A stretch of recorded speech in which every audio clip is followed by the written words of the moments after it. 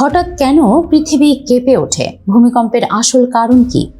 PS তরঙ্গ, উপকেন্দ্র, aftershock, এসব শোনা শব্দের পেছনের বিজ্ঞান কি?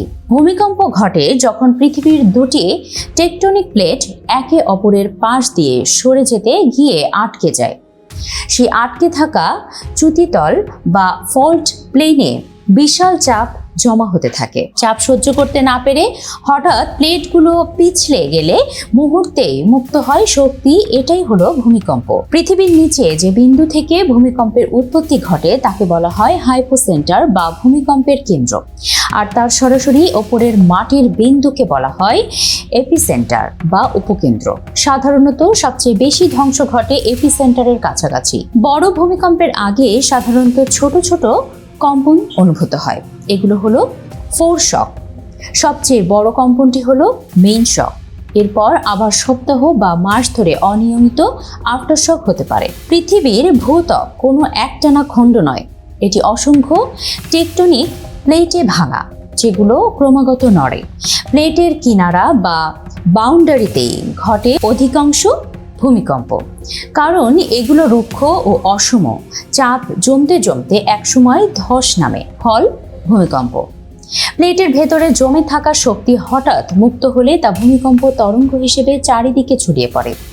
তরঙ্গ যত দূরে ছড়িয়ে যায় ততই কেঁপে ওঠে মাটি আর কাঁপে ঘরবাড়ি ও সবকিছু।